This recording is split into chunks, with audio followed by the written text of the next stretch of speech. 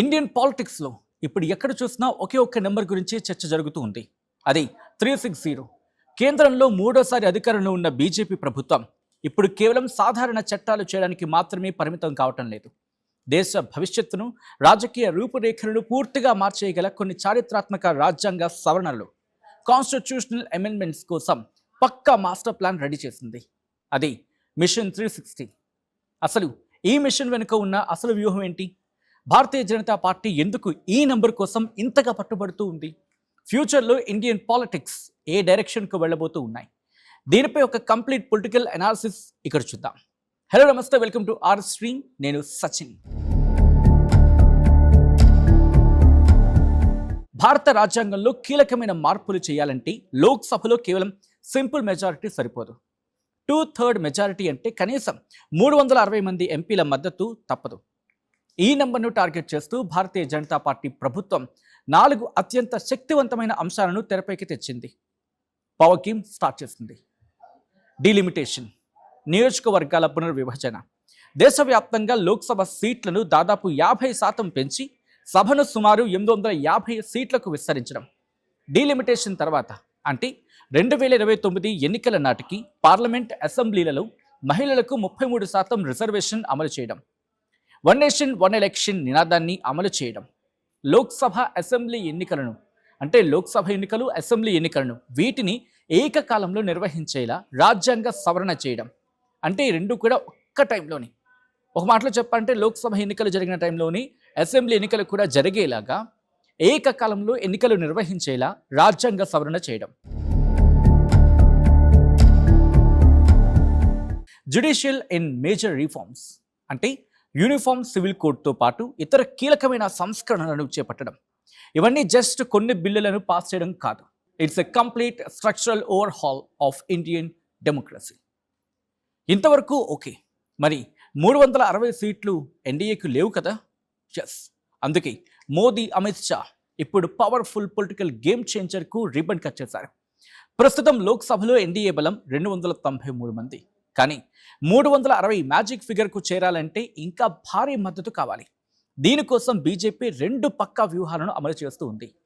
దాంట్లో స్ట్రాటజీ 1, ప్రతిపక్ష శిబిరాల నుంచి ఎంపీలను ఆకర్షించడం. ఇప్పటికే టీఎంసీ నుంచి తిరుగుబాటు చేసిన వర్గం 20 మంది ఎంపీలు ఉన్నారు కదా, వాళ్ళతో పాటు శివసేన నుంచి బయటకు వచ్చిన 6 ఎంపీలు ఎన్డీఏ వైపు మొగ్గు చూపుతూ ఉండడంతో సంఖ్య దాదాపు 346 నుంచి 354 వరకు చేరుకుంది అని చెప్పి ఒక అంచనా ఉంది. ఇక స్ట్రాటజీ 2 ఏంటి అంటే రాజ్యాంగ సవరణకు కావాల్సిన 360 మార్కు కోసం ఎన్డీఏకు ఇంకా 41 మంది ఎంపీల మద్దతు అవసరం ఉంది. అందుకే బీజేపీ టార్గెట్ లిస్టులో ఎస్పీ 37 మంది, డిఎంకే 22 మంది, ఎన్సీపీ శరద్ పవార్ వర్గం 8 మంది, టీఎంసీ 8 మంది ఉన్నారు. అవును, టీఎంసీకి సంబంధించి కూడా 8 మంది ఉన్నారనడం ఇక్కడ విశేషం. వీళ్లతో పాటు చిన్న పార్టీలు, ఇండిపెండెంట్లు కూడా కీలకమే. ఇక స్ట్రాటజీ 2 ఏంటి అంటే మోదీ ప్లాన్కు నెంబర్ సరిపోకపోతే ఓటింగ్ టైంలో వ్యూహాత్మకంగా కొన్ని ప్రతిపక్ష పార్టీలైన ఎస్పీ, డిఎంకే, ఎన్సీపీ శరద్ పవార్లను గైర్ హాజరయ్యేలా చేయడం. ఈ పార్టీలకు చెందిన వారిని, ఆ ఎంపీలను గైర్ హాజరయ్యేలా చేయడం ద్వారా సభలోని ఎఫెక్టివ్ స్ట్రెంగ్త్ను తగ్గించి మెజార్టీ మార్క్ను సులువుగా టచ్ చేసేలా సాధించడం. అవును, మెజార్టీ మార్క్ని సులువుగా టచ్ చేసేలా దానికి పావులు కదపడం. ముఖ్యంగా డిఎంకే కాంగ్రెస్తో గ్యాప్ మెయింటైన్ చేస్తూ ఉండడం, ఎస్పీ కొన్ని కండిషన్స్తో మద్దతు ఇస్తామనే సంకేతాలు ఇస్తూ ఉండడం వంటివి నేషనల్ పాలిటిక్స్లో సరికొత్త పవర్ షిఫ్ట్కి సంకేతంగా కనిపిస్తూ ఉన్నాయి. ఇన్ఫాక్ట్ మారుతూ ఉన్నాయి. ఇదే మిషన్ 360 అసలు number game. BJP master plan కూడా ఇదే. రాబోయే పార్లమెంటరీ సెషన్స్లో ఈ బిల్లులు కనుక చట్ట రూపం దాల్చితే అది ఫ్యూచర్లో కొన్ని దశాబ్దాల రాజకీయాలను శాసిస్తుంది. సౌత్ వర్సెస్ నార్త్ బ్యాలెన్స్ కష్టమే. ఎందుకంటే డీలిమిటేషన్ కారణంగా జనాభా ప్రాతిపదికన సీట్లు పెరిగితే దక్షిణాది రాష్ట్రాలు, ఉత్తరాది రాష్ట్రాల మధ్య రాజకీయ సమతుల్యత ఎలా ఉంటుంది అనేది అతిపెద్ద చర్చగా మారుతుంది. అయితే మహిళా రిజర్వేషన్తో దాన్ని బ్యాలెన్స్ చేయాలనేది మోదీ, షా ప్లాన్. ఒకే దేశం, ఒకే ఎన్నిక అనేది అమలైతే ప్రాంతీయ పార్టీల మనుగడపై తీవ్ర ప్రభావం పడుతుంది. ఇక జాతీయ పార్టీలకు ఇది బిగ్గెస్ట్ అడ్వాంటేజ్ అవుతుంది. అంతేకాదు, ప్రతిపక్షాలను రాజకీయంగా మరింత ఇరుకున పెట్టడంలో, వ్యూహాత్మకంగా వారిని చీల్చడంలో లేదా ఓటింగ్కు దూరంగా ఉంచడంలో బీజేపీ లీడర్షిప్ అమిత్ షా డైరెక్షన్లో వేస్తున్న అడుగులు అద్భుతమైన పొలిటికల్ ఇంజనీరింగ్కు నిదర్శనంగా నిలుస్తూ ఉన్నాయి. సేమ్ టైం మోదీ షాలపై ఎంత అక్కసున్నా ఏమీ చేయలేని నిస్సహాయ స్థితిలో ప్రతిపక్ష నేతలు, ప్రాంతీయ పార్టీలు, వాళ్ళ అధినేతలు జీ హుజూర్ అంటున్నారు. భారత రాజ్యాంగంలో కీలకమైన మార్పులు చేయాలంటే లోక్సభలో కేవలం సింపుల్ మెజారిటీ సరిపోదు. 2/3 మెజారిటీ అంటే కనీసం 360 మంది ఎంపీల మద్దతు తప్పదు. ఈ నెంబర్ను టార్గెట్ చేస్తూ భారతీయ జనతా పార్టీ ప్రభుత్వం 4 అత్యంత శక్తివంతమైన అంశాలను తెరపైకి తెచ్చింది. పవర్ గేమ్ స్టార్ట్ చేసింది. డీలిమిటేషన్, నియోజకవర్గాల పునర్విభజన, దేశవ్యాప్తంగా లోక్సభ సీట్లను దాదాపు 50% పెంచి సభను సుమారు 850 సీట్లకు విస్తరించడం. డీలిమిటేషన్ తర్వాత అంటే 2029 ఎన్నికల నాటికి పార్లమెంట్, అసెంబ్లీలలో మహిళలకు 33% రిజర్వేషన్ అమలు చేయడం. 1 నేషన్ 1 ఎలక్షన్ నినాదాన్ని అమలు చేయడం. లోక్సభ, అసెంబ్లీ ఎన్నికలను అంటే లోక్సభ ఎన్నికలు, అసెంబ్లీ ఎన్నికలను వీటిని ఏకకాలంలో నిర్వహించేలా రాజ్యాంగ సవరణ చేయడం. అంటే ఈ రెండు కూడా ఒక్క టైంలోని, ఒక మాటలో చెప్పాలంటే లోక్సభ ఎన్నికలు జరిగిన టైంలోని అసెంబ్లీ ఎన్నికలు కూడా జరిగేలాగా ఏకకాలంలో ఎన్నికలు నిర్వహించేలా రాజ్యాంగ సవరణ చేయడం. జ్యుడిషియల్ ఇన్ మేజర్ రిఫార్మ్స్ అంటే యూనిఫామ్ సివిల్ కోడ్తో పాటు ఇతర కీలకమైన సంస్కరణలను చేపట్టడం. ఇవన్నీ జస్ట్ కొన్ని బిల్లులను పాస్ చేయడం కాదు. It's a complete structural overhaul of Indian democracy. ఇంతవరకు ఓకే, మరి 360 సీట్లు ఎన్డీఏకు లేవు కదా? ఎస్, అందుకే మోదీ, అమిత్ షా ఇప్పుడు పవర్ఫుల్ పొలిటికల్ గేమ్ చేంజర్కు రిబన్ కట్ చేశారు. ప్రస్తుతం లోక్సభలో ఎన్డీఏ బలం 293 మంది. కానీ 360 మ్యాజిక్ ఫిగర్కు చేరాలంటే ఇంకా భారీ మద్దతు కావాలి. దీనికోసం బీజేపీ 2 పక్కా వ్యూహాలను అమలు చేస్తూ ఉంది. దాంట్లో స్ట్రాటజీ 1, ప్రతిపక్ష శిబిరాల నుంచి ఎంపీలను ఆకర్షించడం. ఇప్పటికే టీఎంసీ నుంచి తిరుగుబాటు చేసిన వర్గం 20 మంది ఎంపీలు ఉన్నారు కదా, వాళ్ళతో పాటు శివసేన నుంచి బయటకు వచ్చిన 6 ఎంపీలు ఎన్డీఏ వైపు మొగ్గు చూపుతూ ఉండడంతో సంఖ్య దాదాపు 346 నుంచి 354 వరకు చేరుకుంది అని చెప్పి ఒక అంచనా ఉంది.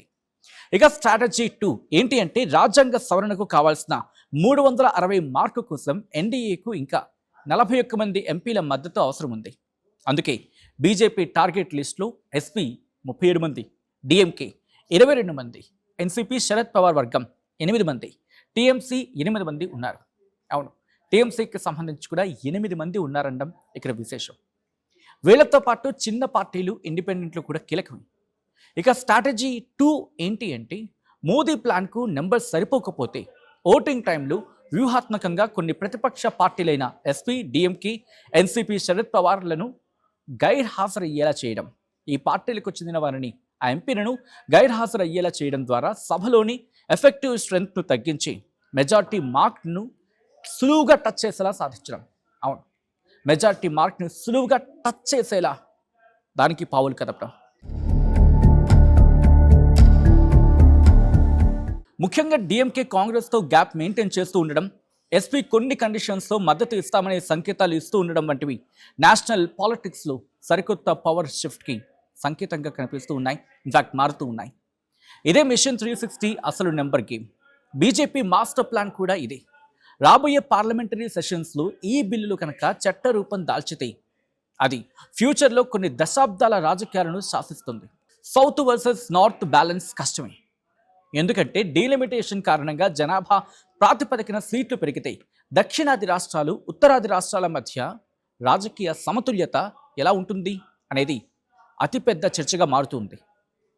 అయితే మహిళా రిజర్వేషన్తో దాన్ని బ్యాలెన్స్ చేయాలనేది మోదీ, షా ప్లాన్. ఒకే దేశం, ఒకే ఎన్నిక అనేది అమలైతే ప్రాంతీయ పార్టీల మనుగడపై తీవ్ర ప్రభావం పడుతుంది. ఇక జాతీయ పార్టీలకు ఇది బిగ్గెస్ట్ అడ్వాంటేజ్ అవుతుంది. అంతేకాదు, ప్రతిపక్షాలను రాజకీయంగా మరింత ఇరుకున పెట్టడంలో, వ్యూహాత్మకంగా వారిని చీల్చడంలో లేదా ఓటింగ్కు దూరంగా ఉంచడంలో బీజేపీ లీడర్షిప్ అమిత్ షా డైరెక్షన్లో వేస్తున్న అడుగులు అద్భుతమైన పొలిటికల్ ఇంజనీరింగ్కు నిదర్శనంగా నిలుస్తూ ఉన్నాయి. సేమ్ టైం మోదీ, షాలపై ఎంత అక్కసున్నా ఏమీ చేయలేని నిస్సహాయ స్థితిలో ప్రతిపక్ష నేతలు, ప్రాంతీయ పార్టీలు, వాళ్ళ అధినేతలు జీ హుజూర్ అంటున్నారు. ఈ మిషన్ 360 కేవలం ఒక సంఖ్యాబల పోరాటం కాదు. ఇది భారతదేశ రాజకీయ భవిష్యత్తును డిసైడ్ చేసే ఒక అల్టిమేట్ పొలిటికల్ చెస్ గేమ్. వర్షాకాల సమావేశాల వేదికగా మోదీ సర్కార్ తలపెట్టిన ఈ సాహసోపేతమైన అడుగులు సక్సెస్ అయితే ఇండియన్ డెమోక్రసీ హిస్టరీలో ఇదొక గోల్డెన్ పేజీగా, అవును, ఇదొక గోల్డెన్ పేజీగా నిలిచిపోతుంది. మరి ఈ పొలిటికల్ థ్రిల్లర్లో ఎవరు గెలుస్తారు? Wait and see.